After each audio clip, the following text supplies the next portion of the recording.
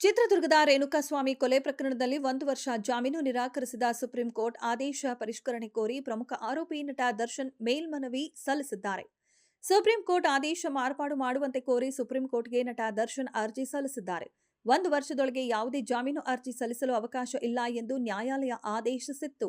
ಇದರಿಂದ ವಿಚಾರಣೆ ಇನ್ನಷ್ಟು ವಿಳಂಬವಾಗಬಹುದು ಎಂದು ಉಲ್ಲೇಖಿಸಿದ್ದಾರೆ.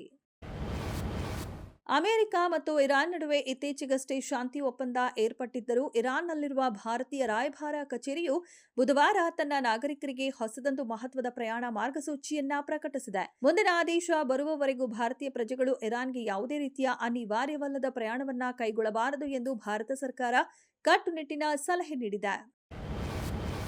ಇರಾನ್ನ ಅತ್ಯುನ್ನತ ಧಾರ್ಮಿಕ ಮತ್ತು ರಾಜಕೀಯ ನಾಯಕ ಅಯತೊಲ್ಲಾ ಅಲಿ ಖಮೇನಿ ಅವರ ಅಧಿಕೃತ ಸರ್ಕಾರಿ ಅಂತ್ಯ ಸಂಸ್ಕಾರದ ವಿಧಿವಿಧಾನಗಳಲ್ಲಿ ಪಾಲ್ಗೊಳ್ಳುವಂತೆ ಇರಾನ್ ಅಧ್ಯಕ್ಷ ಮಸೂದ್ ಪೆಜೆಶ್ಕಿಯಾನ್ ಅವರು ಭಾರತದ ಪ್ರಧಾನಿ ನರೇಂದ್ರ ಮೋದಿ ಅವರಿಗೆ ವಿಶೇಷ ಆಹ್ವಾನ ನೀಡಿದ್ದಾರೆ.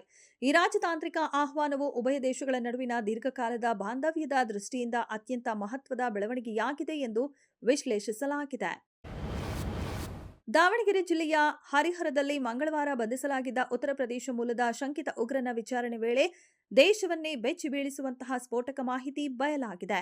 ಹರಿಹರ ಗ್ರಾಮಾಂತರ ಪೊಲೀಸ್ ಠಾಣಾ ವ್ಯಾಪ್ತಿಯಲ್ಲಿ ವಶಕ್ಕೆ ಪಡೆಯಲಾದ 20 ವರ್ಷದ ಶಂಕಿತ ಉಗ್ರ ಸುಹೇಲ್ ತನಿಖಾಧಿಕಾರಿಗಳ ಮುಂದೆ ಅತ್ಯಂತ ಭಯಾನಕ ಸಂಚನ್ನ ಒಪ್ಪಿಕೊಂಡಿದ್ದಾನೆ.